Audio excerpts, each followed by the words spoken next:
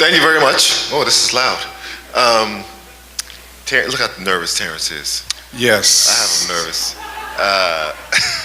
This is not what I do. I love it. So we're gonna, talk for a little while. I wanted to make sure you guys had a chance to ask questions. If you wanted to ask questions, it's very informal. Terrence and I know each other, and I'm just trying to put him on the spot a little bit. so let's start, just very broadly. What is your general take on the current state of civil rights in America? Oh, it's terrifying. It's terrifying. It's terrifying to think that, things that the shoulders that we've been standing on, those people, the things that they fought and died for can be repealed or turned back, within the blink of an eye. And I think the thing that bothers me the most about it is that there doesn't seem to be a national outcry about it. It's almost like we're living in an episode of The Twilight Zone, and I'm waiting for it to be over. Because people have come up with excuses and lies to allow themselves not to be accountable for their bigotry and hatred. And one of the things that I applaud you for, and we talk about this whenever I see him. One of the things that I applaud people like him for is the fact that they are holding people's feet to the fire. And it's kind of, yeah. And it's a very interesting time that we're living in, because truth doesn't matter anymore. And to me, that's frightening, because growing up in the South, growing up in the church, that was the only thing that I had. When my mom, if I lied to my mom and she said I was disappointed in you, that broke my heart. And today, I don't know where you go. I'm glad, frankly, I'm glad that my kids are old enough to understand. If I were raising little kids right now, I don't know what I would tell them. The only thing that we have to rely on is our faith and our strength as a community to keep fighting the good fight, because we can't give up, and you can't allow any of this stuff to take hold for any length of time. Now, we were talking about it earlier. I think all of this is the result of this fear-based propaganda that's been being spewed to the general public, I say, since Reagan, and it's just grown and grown and grown. And the more outrageous the statements, the more outrageous statements you have to make for your bigotry to make sense. And I think it's coming to a head. Now, I think it's come to a point where we've allowed this guy to take hold of the highest office in the land, after we know that he's a liar. And the thing that's the most amazing about it to me is people that I used to respect coming out and making excuses for this. And when it comes to civil rights, I'm really terrified, because when you just saw today, they just deported. I saw the story today. They deported a guy who was protected under DACA. Right, deported him in February. So if he has a legal right to be in this country, and people make an excuse to deport him, what's next? What's next? I can see, I know it sounds crazy, I can see a segregation being on the table in some form or fashion. It won't be called that, obviously. It'll be called something else. But I can definitely see that being put on the table. They'll call it safety issue, or some kind of, neighborhood thing or whatever, but it all will amount to about the same thing. So I think in order for us to overcome this, we just have to be vigilant. You know, because one of the things that I truly believe in my heart is that truth wins out in the end anyway. You know, it's just a matter of us being strong enough to withstand the moment in time that we're living in right now. A couple follow-ups here. First, I love how you said that guy. You didn't even say his name in the White House. All right. You saw. That would mean I would have to respect him. You caught that his right. name. All right. Yeah. But second, you know, how do we get people to pay attention? You were saying that people are not necessarily speaking up; they're not paying attention. You know, it seems to me that there are kind of stacked parallel layers of outrage. And so people are so consumed, in some way you can say rightfully so, with making sure that we don't get into a nuclear war, or that they keep pressing to figure out what Russia and all the foreign agents who were part of his campaign were doing, talking to each other, and making sure that, you know, we keep sending Ruth Bader Ginsburg vitamins and fruit baskets to keep her healthy. So there's this high level of like anxiety that keeps people up at night, and then there's just like this really low level of like, who tweets at 5 in the morning, and you know, why can't you move a kid from New York to DC where they have excellent schools, and stop wasting New York, you know, how many money they're wasting a day, and why does he keep going to Mar-a-Lago every weekend and costing $3 million? And how could you possibly have questioned Barack Obama's religion when he went to church on every Easter, and this man has not been to church since he started, even though he said this, you know, the Bible was his favorite book. I mean, there's like all these layers, and somewhere in the middle is this civil rights crisis that no one is, like you said, paying attention to. I mean, you have the Justice Department basically saying they're not going to push these voting rights cases. They've said they are going to back off the Obama administration's stance against private prisons, and in fact, they want to use them.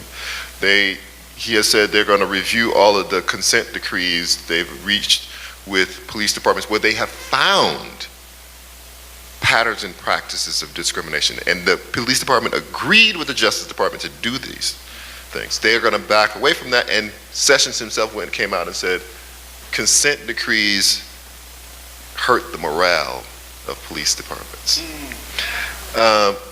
How do we get people to pay attention to that middle strata of craziness that is slowly eating away at American civil rights and rebuilding the architecture of oppression in this country?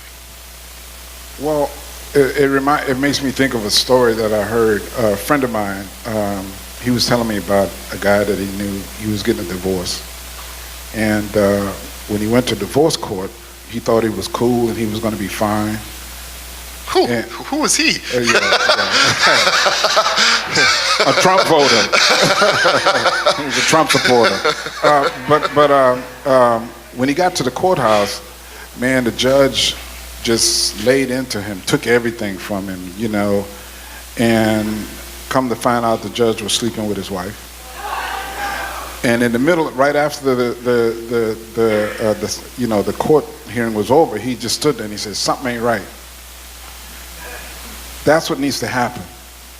When people start to feel something ain't right, then you got to backtrack. Because I think the biggest issue and the biggest problem that I have with my country since I was a kid is that we don't stand up for ourselves the way we used to. We allow things to happen. For example, I used to say this all the time, just being a jazz musician, one of the things that used to be amazing to me is that I would go to Europe, I'd go to I went to South Africa, man. Dudes knew all of my records, all of the Art Blakey records, and I'm like, wow, this is amazing. And I come back home and I go, we don't do our homework. We don't pay attention. We start to pay attention when it hurts. And then when it hurts, then we want to get all upset. Well, I think that's what's going to have to happen. It's starting to happen now. You know, you're starting to see with the healthcare bill what happened with that. And, you know, I'm going to give you something better. We all knew that was a bunch of BS, right? And when it started to really unfold, then it was Paul Ryan's fault. And they're still talking about trying to come up with something. It's not going to happen. We know that. The poor people who were dependent upon those coal mining jobs, I feel sorry for them. That's not coming back. You know, and we know that. So the same thing with the civil rights issues, right? When we start to feel the effects of this stuff, when we start to see people being incarcerated for no reason, when we start to see all of these things, then hopefully we'll wake up as a community and say, hey, we need to go out there and do something. I hope it doesn't get to that point. I hope that we could, you know, really turn that around. But, you know, speaking to you guys, it's like preaching to the choir. I know y'all get it. That's the reason why we're here having this discussion. It's not you guys. It's the entire country, you know, that has to wake up. We have to get off of Facebook and stop trying to do our own selfies and all of this stuff and pay attention to what's going on around us. It's one of those things where, you know, I'm a news junkie. You know, that's why I'm a big fan of his. I'm a news junkie because I like to try to keep up with what's going on and trying to be aware. And so many of my friends dog me out for that. You know, and these are not unintelligent people. That scares me more so than anything. That in the midst of all of this, there's a certain type of complacency. So I think for me, what I do is I do this. You know, I make albums and I try to write music that's the conscious of who we are and who we've always been, frankly. You know, and hopefully, you know, in my little corner of the world, it's a ripple effect. You know, that's what I can do. You know, I also try to teach my children to be smart, thinking, productive people. You know, and don't shy away from a discussion. You know, I'm proud of all of my kids. You know, I have to calm one of my daughters down. She's like a little warrior on Facebook. As soon as somebody says something, there's a whole diatribe that happens with her defending her issue. But hopefully, through what we're here to discuss about, the arts, we can slowly start to chip away at people's hearts. You know, because I'm amazed at the power of music. You know, we were talking about this earlier too. I'm a low man on the totem pole when it comes to this stuff, because I ain't signing no bills, I ain't writing no legislation, you know what I mean? I ain't creating policy. I get that. But in my small little corner of the world, hopefully I can reach your heart. You know, that's the main thing. You guys don't know this, but we met because I wrote an opera about a fighter named Emil Griffith, and my next opera is going to be about his book. So the opera just premiered in Washington, D.C. And I was shocked at some of the political figures. I'm not going to name them, but I was shocked at some of the political figures that showed up to the opera. Because to me, I'm just a firm believer, you cannot be affected by art and be a cold-hearted person. I just don't think that that can exist. It scares me because then that means that there's something sinister about what it is you're doing. But hopefully, art can just like slowly chip away at it to the point where it can be effective. Good segue to the arts questions. I knew you were going. No. So, but two things. So, right before we completely segue, just one last general question, which is, how do we get people to have more longevity about their passion?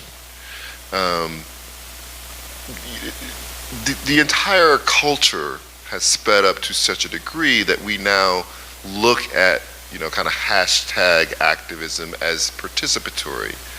And so people will retweet something and they'll make a fuss, but it's kind of ephemeral. It kind of moves on, and even things that last a decent period of time still feels a bit ephemeral.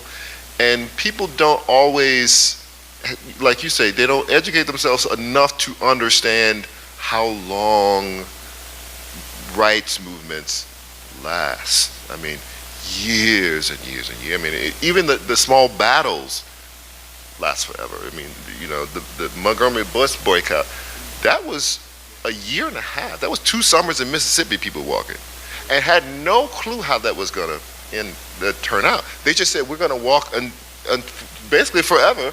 We're just never going to do it again. It just happened to work out where they could do it again. When the gay rights movement was petitioning the government to move faster on HIV, that was years of them showing up, acting up, shutting down traffic. It was not polite. It was put your body on the line for an extended period of time. And that's what it took. When the women's rights movement took them taking threats to their lives. And they did this for years. It just feels like we're not committed to what is required to stand up to this sort of a threat, which it requires you to not know how it's going to end and not care how it's going, not be obsessed with the ending coming quickly, but be obsessed with the idea that you are on the side of right. How do we impress that on people now who are kind of like, don't seem like they have the same amount of patience to deal with it? Well, it's interesting. I think it's a twofold thing in a sense. One of them is we have to, I don't know if I'm going to say this right, but we have to not glamorize our history, because by glamorizing it, it becomes a social thing, and people, I marched. No, there was nothing glamorous about that. People were fighting for rights, not only for African Americans, but for everybody, because it says in the paper, we're all created equal, and if you wrote it, then that's the law, right? So I think that's the one thing. I think the other thing, which is probably the main thing. I think Martin Luther King said, "Just be true to what you said on paper." That was his quote. Right. I think the main thing is, and I know this sounds like such a cliche, but it's education. It truly is, because I think, I'm always amazed at, I can't think of the woman's name now, I'm drawing a blank. She did the blue-eyed, brown-eyed test. Jane, what's her last name? Jane Elliott, there you go, right. She was the woman that did the famous blue-eyed, brown-eyed thing with the kids and separated the kids based on blue. And it's a very effective tool for teaching racism and bigotry. I've seen videos of it from when she first did it in the 70s. I've seen current videos, and it's still very effective. So my question is, why isn't it part of our curriculum? It should be a part of the curriculum in every school across America. So that lets me know, when you start thinking about conspiracy theories, that that's not a priority for some people. There's an effort to keep us separate, to keep us thinking that, this group of people is better than that group of people, when we're all in the same boat. So I think education is a huge part of it, to understand how long things take to change. What was the term? The wheels of justice grind slowly, Also, the amount of effort and the sheer will to give up your life for something you believe in. I was just in Cleveland doing a similar panel, and it was interesting. I wasn't the only person on the panel, but most of the people on the panel, were in my age range. And a young guy raised his hand, and he said, I'll never forget it. He said, well, first thing we have to do is you guys have to stop talking down to us. And I said, hold on. I said, but wait a minute. We're not talking down to you. If I have experienced something and I see you getting ready to make the exact same mistake, me sharing my experience with you is not talking down to you. I'm trying to get you to circumvent that so you could move forward and have more time that could be more productive. You know what I mean? So it was an interesting take on it, because it goes back to that thing that I was talking about earlier about glamorizing all of this stuff. He's not looking at the real issue that we're talking about. The real issue is social justice. The real issue is not how I'm coming at you about it. You know what I mean? Listen, when I was growing up, people came at me with anger, but I knew where the anger was coming from. I knew the anger wasn't directed towards me. I knew the anger was there because they didn't want me to be shot. They didn't want me to be in handcuffs. You know what I mean? I understood that. That has to be a part of this discussion, all of the time. I grew up I was born in 62, grew up in the 70s in Louisiana, and some of the people that I grew up around were activists. I didn't know they were activists because they were my church members, but they were activists. And the way they would talk to me about issues really put it on my mind from an early age that this is something that has to be a part of you forever. Because people fought for me to have the right to put a trumpet in my hand. That's something I don't take lightly. You know what I'm saying? I'll give you another example. I was playing with Lionel Hampton, and I came back to New Orleans to play at the Blue Room in the Roosevelt Hotel. And my father, he was much older. He was 40 years old when he had me, so he was much older father than most of the guys my age. And we were walking to the hotel for the gig, and he started crying as he walked up the steps. And me, with my young, ignorant self, was, man, what's up with that? Chill it out, And he said, you don't understand. He said, I used to work in this hotel. And he said, I used to work in the Blue Room that you're playing. And he said, I used to be a busboy, and the only way I could walk into the room was to bust the tables and walk back out. And I always had to come in the back entrance and leave out the back entrance. And now I'm walking through the front entrance to see my son play in the same room. Well, that stuck with me. That sticks with me to this day. We have to pass those stories down. We have to keep people and our young people aware of their history and their heritage. I know people don't like labels and anything like that, but there's something that has gone awry with the information age. Because one of the things, I'm a big fan of the internet. I am, because I think it's a phenomenal tool for you to get information at any point around the world where you have access to the internet. But look at what's being spread on the internet. Again, so for me, it's one of those things of keep people distracted, docile, keep them over there. But those of us who know better have to be involved, have to be active. How many people, listen, the church that I grew up in New Orleans, Louisiana, Central Congregational Church, do you realize there was no place that I could go growing up in New Orleans without seeing a church member, without me standing straight? Because it was that type of community. You know what I mean? I remember at one time, man, I was trying to smoke when I was a little kid. I was about 13 years old. I was walking the street and I was trying to smoke a cigarette, and I saw Miss Lois pull her car around, and I damn near burned my finger trying to put out the cigarette. That's a community. And that's a community that instilled a history and most of all, probably a pride and where I came from and who I am. So let's talk about some music. Music in particular and arts Thank in you, general. Jesus. Thank you, Jesus. He Yes. survived. So, you can track a lot of civil rights movements throughout history, and there's kind of an arts expression that goes along with it, whether it's music or some other form of art. In fact, I think CNN is now about to produce a series that's soundtracks of kind of periods and movements.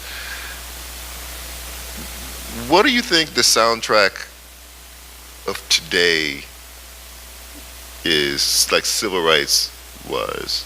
Oh, civil rights. Yeah, civil rights was. Is there one? Is I think there is. Okay. And we've been trying to create one with this band that we have. Okay. Because for me, there's a lot of frustration and anger in the sound.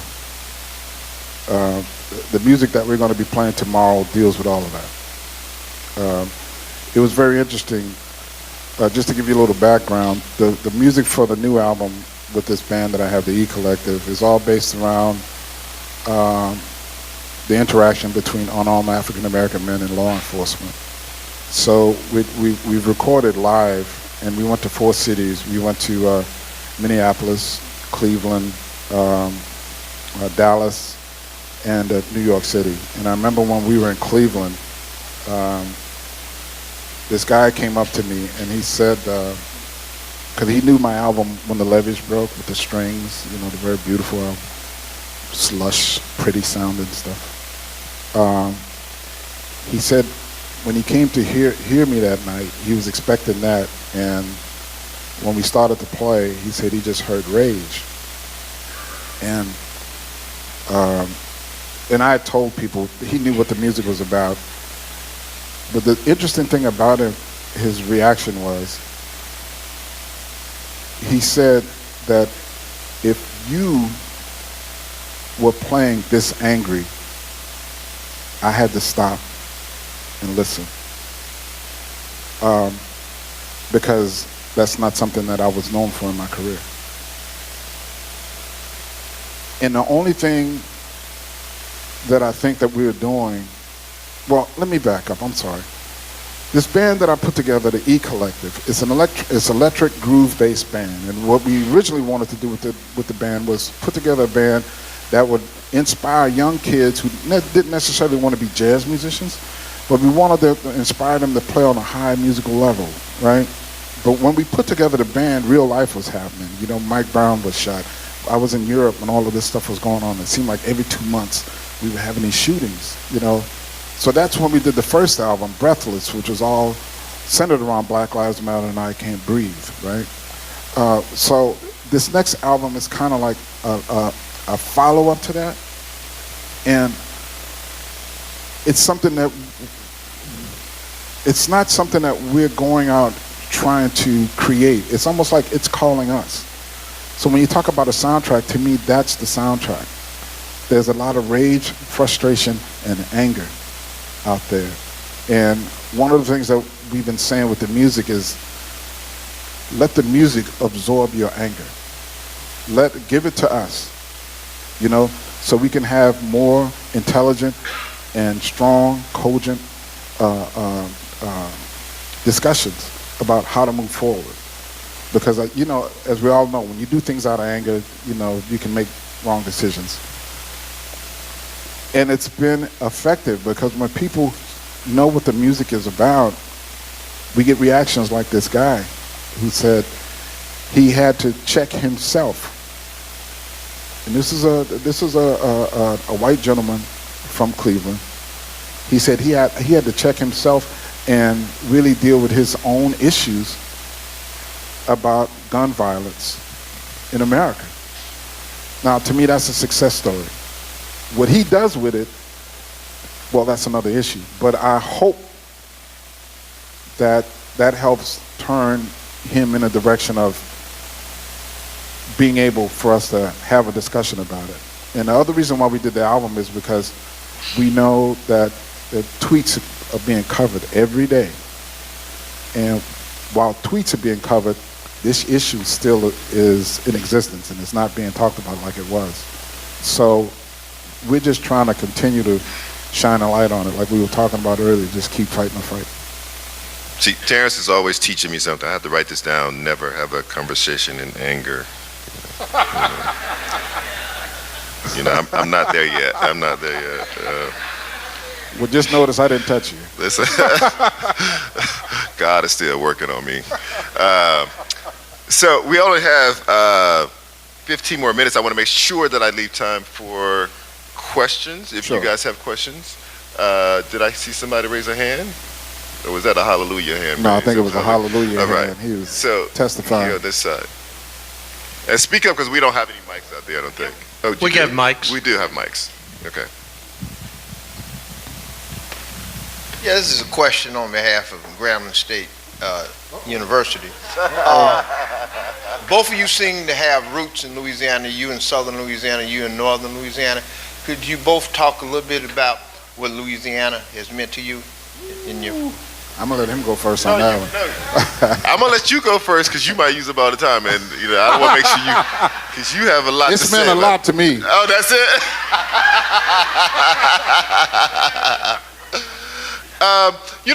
It's very interesting to me because I've lived in New York for 23 years now. So I guess I've lived there longer than I lived in Louisiana, but I still call Louisiana home. And people will often say to me things like, you're the only black columnist at the New York Times. And to which I respond, yes, but I'm also the only Southern columnist at the New York Times. And being from the South and particularly being from Louisiana probably informs the writing more than anything else. It dictates the cadence of it. It sounds, when you find your sound, it sounds like a place, right? And when I found what I sounded like as a writer, it sounded like I was talking to and through and with all of the old people who I'd grown up with. The metaphor that I would use would be ones that they would understand and relate to. So it's very elemental. It's about water and trees and things that they would have seen. And so that there's a kind of lyricism and Southern Gothic mythicism to Southern storytelling. We're long-winded, i.e.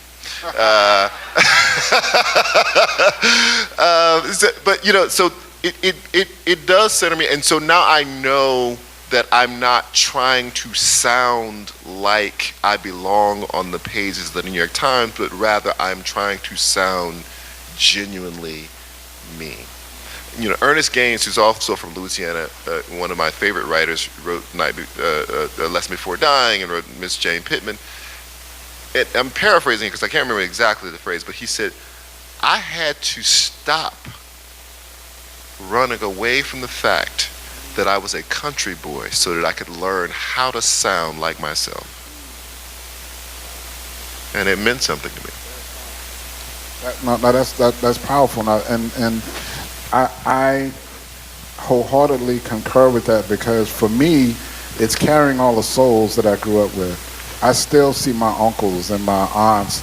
I still see the church members who used to jump up and scream when they could be at my recitals, and I'd be trying to, all of those people that pulled me aside and gave me those little life lessons along the way, and I love that last thing that you said, because for me, I struggled with it going to New York, trying to find out what's hip, what is the new thing, and then while I was there, I was finding out that what I was chasing wasn't real. And when I let that go, Wayne Shorter, I had a conversation with him, and he made a statement. Basically, the statement said, it takes courage to be happy. And when he told me that, it turned my life around, because it made me realize that I was chasing something that wasn't real, and that was never going to make me happy, where the thing that I thought really didn't apply in the real world was actually real. And I went back to that, and it's exactly what you were talking about. I love that. I've got a mic coming to you. Thank you. Hi, my name is Emily. I'm a student at the Clinton School of Public Service, Class 11, and I have a question about class. Do you think that Black America has allowed class to become a greater danger than racism? Are we so divided by class that we can't empathize with each other anymore? Just your views. You mean in the Black community itself or just the country itself? Okay. I do think it's an issue.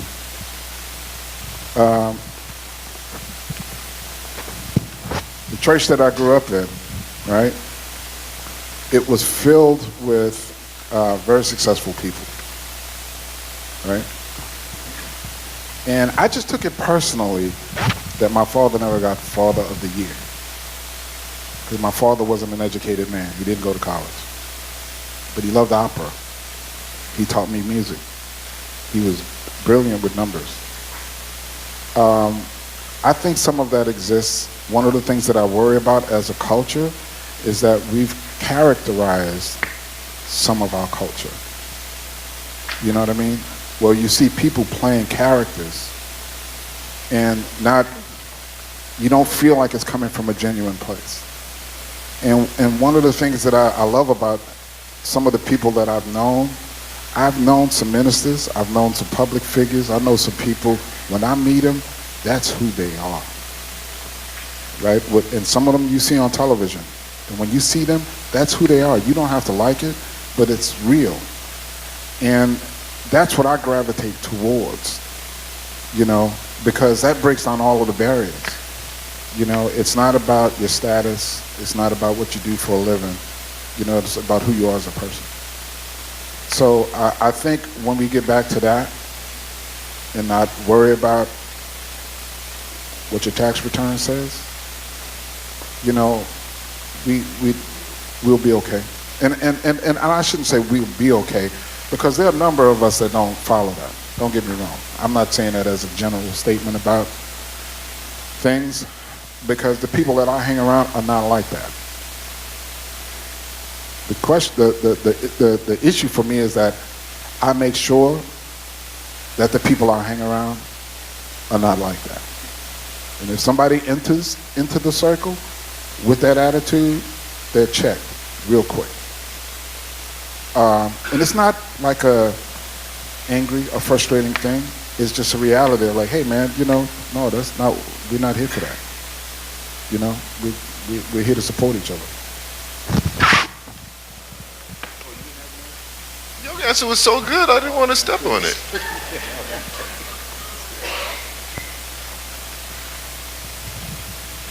Wait, I'm pointing to somebody right here. My name is Maya Adams, and I'm from Philander Smith College. And my question is, what is social justice to you?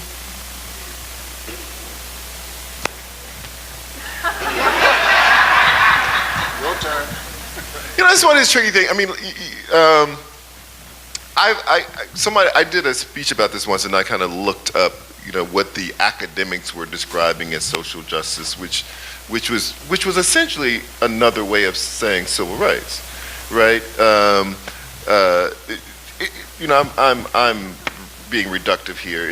It was more involved than that, but it was what we used to call civil rights, but it was kind of an elevated, more intellectual way of dealing with that in kind of different kinds of slices. I'm old-fashioned. I just like to say civil rights. I believe that, you know, those things are those phrases, that terminology is so completely intertwined that there is no way to make daylight between these concepts.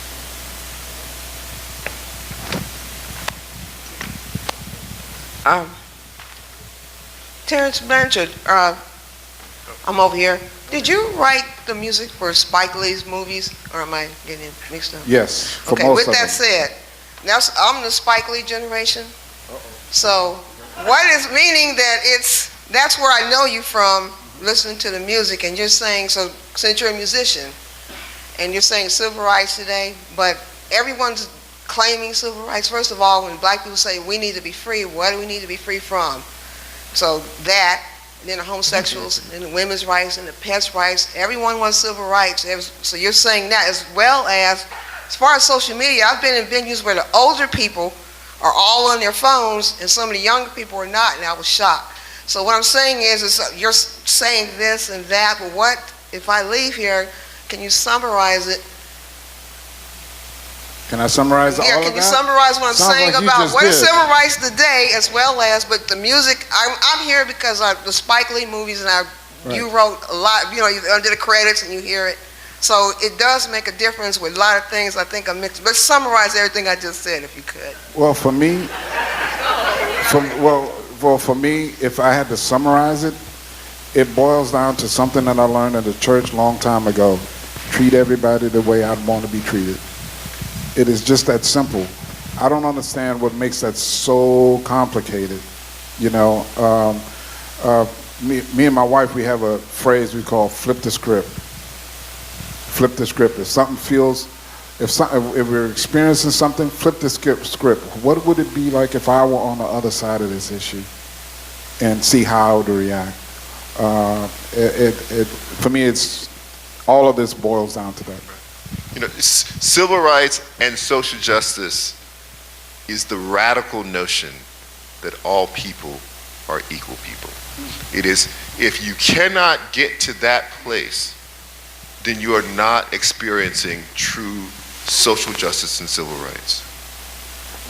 Anything short of that, any place at which you create a hierarchy of humanity that says that some people in this society, because of the way they were born, the color of their skin, and what they believe, or something, some characteristic, immutable or not, is less than or greater than another human being, then you are not experiencing equality and justice. Good evening, gentlemen, brothers.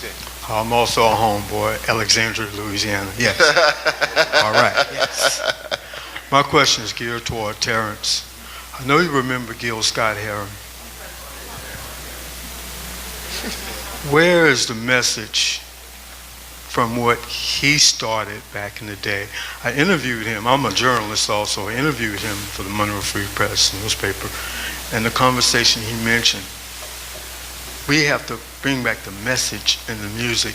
And he did it through jazz. He did it through R&B. Where and how can we get that back? Well, it's an interesting question because I think I love the premise of your question. But being a progressive, one of the things that I think about is that if Gil Scott were alive today, would his message be the same? Or would he be dealing with different issues? It's like if Dr. King were around today, would Dr. King still be dealing with those issues, or would he be moving on to something else? And I think it's an interesting time that we live in because I don't discount the visions of our youth, because I think for them, what they're talking about is very real to them. And I get that. I get that it's very real. What I'm trying to do is to put it all in context for them, to help them understand Gil Scott and that lineage that we are part of, right? And go back to the point that he was making in terms of these struggles are lifelong struggles. This is not like a fad. This is not going to be, it's not going to be like, the NBA playoffs. You got one team this year and another team wins next year. No, it's not that. This is, you're in it for life. I think the interesting thing about what we do with the band that I have is that, first of all, when you see my band, I always say, I think my band represents what America is supposed to be. It represents the promise of America. Because if you look at all five of us separately, you would never put us on stage together. Because we don't look like we belong together. I get it. I got a rocker dude on guitar, Cool Mo D on the drums, Church Dude on the bass, and the Cuban on the piano. And I'm the gray-haired dude standing in front of it all. That is part of this new message, which is still part of the same message, in a sense, but coming from a different angle, putting it in the context for young people to understand today. I think, listen, man, Common and some of those dudes, Common's a friend of mine. Those guys have been putting messages in their music for a while. It's a different day. One of the things that's the most frustrating about being in the music industry, when Gil Scott Heron or any of those guys, when James Brown put out, Say It Loud, I'm Black and I'm Proud, that was on the airwaves and everybody heard it.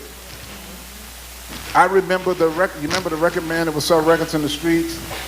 When he was playing that thing riding down my street in Pontchartrain Park in New Orleans, Louisiana, we all jumped out there and wow, we were dancing to Say It Loud, I'm Black and I'm Proud. We don't have the airwaves like that now. You know what I mean? It's a more diverse media operation that exists now. So it has to be broadband. It has to be sweeping, And it is frustrating as an artist because you feel like you're standing on a mountaintop screaming only for two people to hear you, right? But the thing is, what I'm realizing is those two people may hear you, but they're going to walk down the hill and tell two more people, and two more people. And you can't give up. So if we have one more question, I think then we're going to be out of time. So I'm going to wrap up with who's the... Well, go ahead. Who? Oh, sorry. Again. Good evening. I left my glasses in the All room. right. I'm over this way. My name is Rick. I guess we got two questions. Let's do this. I'll yield to her. Let's ask both of them, and we'll just pick and answer it with whatever we can. Good evening. I'm Gertrude Stubblefield with the Grambling State University alumni here. The question I have is, I think we were asleep for about 8 years, and I think we got into a false sense of everything's just fine. How do we get to our young people? How do you suggest that we say to them, the fight is still here. You must take it up. How do we do that? I mean, do we just, like you say, they think we're talking down to them, but we're really telling them what they need to survive. How do we do that? Okay, that's one question, and the other one was? My question is not really a question, it's an observation. And in regard to music and jazz and these kinds of things and how it affects and ties in and gears up with social this is what I'm looking at. We've got, 200 people here? Many of which are on cell phones, Facebook, looking at stuff, doing things on their computer. If these were members of one concert, all players, choose your instrument, come to the concert, it is virtually impossible for this concert to be successful if you are looking someplace else and not listening to the music that's being played by the gentleman talking here, or the gentleman talking there, or anyone else. Because in music, I'm a jazz singer. In music, you have a sense of, I came to play, but I didn't come to be the player. I came to play with the other players. So I've got to listen, I've got to hear, I've got to feel, I've got to think about it, and then I have to wait my turn to, even if it's just one note. One note played in a concert at the right time can make people jump up out of their seat. If it's the right note, played at the right time. Yep. But if you're not listening, and if you're on your cell phone, it's so sad. We got all these people here, all this emotion, all these folks with things to do.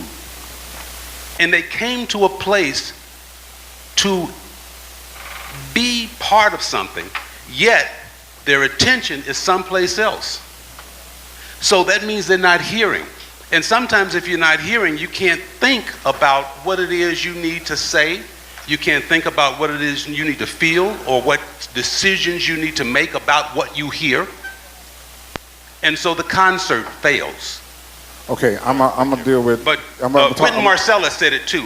Yeah, of course, something of course, that degree, of course. yeah. But here's the thing. I'm gonna get to you, and I'm gonna come to you. I agree with what you're saying, but here's the thing about it for me as an artist. That's why when we started speaking up here, I said this is not what I do. You know, I put that out there because for me, when I step on stage to play, I'm taking your attention. If the music is not compelling, I don't deserve your attention. So, it's one of the things because that's a tricky. It's a tricky slope that you go down, and I go through this with my students.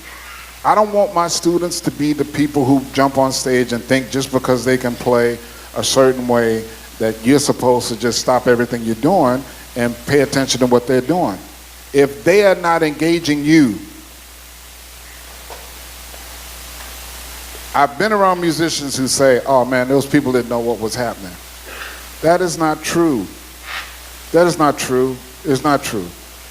I've been to concerts where people were not paying attention. Okay, I'll tell you this. The band that I have now, we make a joke about it because, you know, like I told you, I had that, you know, I was doing the Tale of God's Will. So when we first put the band together, we didn't make a big press conference. We just went out and did it. And we're in Europe, and man, all of these people kept coming to the shows thinking they were going to hear Tale of God's Will. And it was funny because we would hit the first tune, and you could see them turn to each other and say, well, I don't know what this is. Did you know about this? You could see them in the audience, right? And it would happen. Some people would get up and walk out. But one of the things we always said, by the third tune, people were either doing this or they were doing this. And then we kept saying, okay, so we know that what we're doing is working. We started from there and we just constantly build. Our thing is, if I'm not captivating for you, it's my fault as an artist. Because when I've listened to John Coltrane, that stopped me from, man, let me tell you something. When I was playing with Art Blakey, I had a Walkman, and I used to carry my bag basically was batteries. Like the little the AA batteries, right? Because I'd wear my Walkman out listening to John Coltrane up at night, right? Because it was so captivating. Mulgrew Miller was a great friend of mine who passed on, a great jazz pianist. He said, man, I hate having the room next to yours at night. I said, why? He said, man, because I hear you. Because that's what I'm doing when I got the headphones on, and occasionally you hear, woo! Because it was captivating. The music has to do that. The art has to do that. The art has to stop you in your tracks. Art Blakey told me something that I live my life by. Two things. Never play above your audience, never play beneath them, play straight to them. That's one. The second thing he said, if you have something to offer, the world will be the path to your door. Okay, now, to the point that you were making, I don't think we were asleep for 8 years. I think we were terrified. For me, I was, because I kept seeing this man be berated every day for 8 years. I kept seeing the health care plan going up for a vote to be repealed. How many times was it? 50 plus. 50 plus times. I kept seeing all of this stuff going on and no legislation going on. So I was terrified. I wasn't afraid or asleep. I think people were asleep during the last election. That's when I think we fell asleep. Because we took it as a given that there was no way in hell that this could go down. You see what's happening now? People in the streets. Anyway, I'm sorry. But,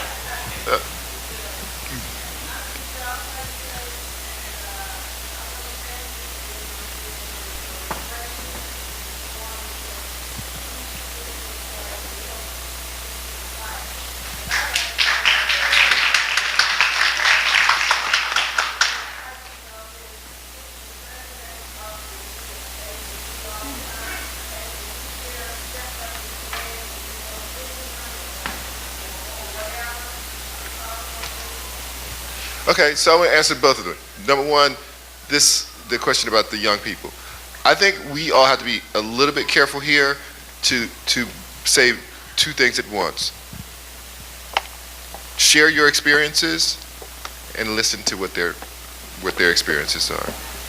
I mean, it is really difficult to talk to someone protesting something that happened 1 year ago who was born 20 years ago about something you did 50 years ago and think you're talking the same language, right? These kids have a very particular experience that is different from mine. I'm 46 years old. We weren't drowning in school debt when we left school. Even if people had loans, they didn't have these massive $20,000 and $30,000 worth of school debt. We came out of school, even the ups and downs of the market, there were still jobs to be had. There was still a relative guarantee that if you had done what you were supposed to do and you had gone to school, that there was a way that you could get a job and it would sustain you, and that is not necessarily what's happening with these young people. But the young people in the black community in particular have been savaged by the war on drugs and the war on crime and the massive inflation of police departments. And so they grew up with whole communities sucked dry of young marriage-age black men and boys. And then they hear people constantly telling them, why didn't your mother get married and 72% of you are living without your fathers? And they're looking around and saying, yeah, but you took all the fathers. Right? We cannot always look at them and say, this worked for us, therefore it is a template that will work for you. We have to listen to their particular pain. We have to listen to, the reasons that some of them went to the polls and refused to vote on the presidential line out of principle. They couldn't vote for him, but their conscience was troubled by the Democratic ticket as well. And if we can't start to hear that pain, then your message will never get across to them, right? As far as the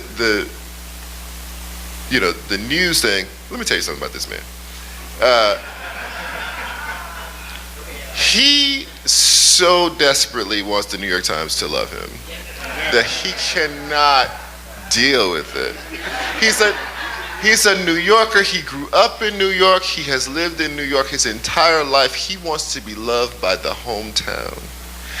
And the idea that the hometown has always, what he considers to be the elite, the upper crust of New York City, they have never really embraced him, even when he made the money.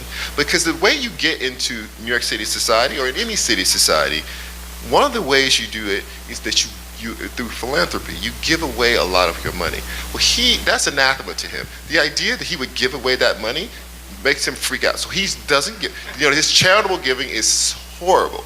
So of all the people in New York City who are part of the social registry, they're on the board of the Med, and they have some branch of some hospital named after their family. And you can look around and see where the money went, and that is how you become part of the fabric and culture of a city.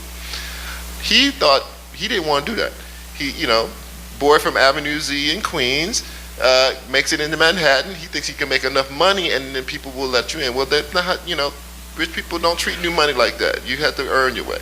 And so he never got over it. And so the one way that he felt like he could be part of the upper crust was to get press. And so he courted the media his entire life. It was the way he built his brand. The brand was all about aspiration and what poor people thought rich people looked like. Right? And so the New York Times and Time Magazine and all these places are the epitome of that in his mind, because that's what it was in his city. And so the fact that these institutions that he has known his entire life, Saturday Night Live, right there in Rockefeller Center, right? Time Magazine, right at Columbus Circle. No, it's still at Rockefeller Center too. There used to be Newsweek at Columbus Circle. the New York Times right there in Midtown, all walking distance from Trump Tower. He is so obsessed with what we have to say that when it is not flattering to him, it crushes him. And that is the reason that you get this. He's thinking, I'm a brand, you're a brand. You hurt my brand, I hurt you back. Only every time he says something, our subscriptions go up, so thank you. So there it is. That's the psychology involved in this. Because in fact, there are a lot of people doing amazing journalism all over America. He never mentions the Washington Post. He never mentions the LA Times. He never mentions the Chicago Tribune. His only obsession is New York City media. Anyway, so thank you guys so much. Big hand around the applause. Thank you. Thank you, Thanks, Mr. everybody. Charles.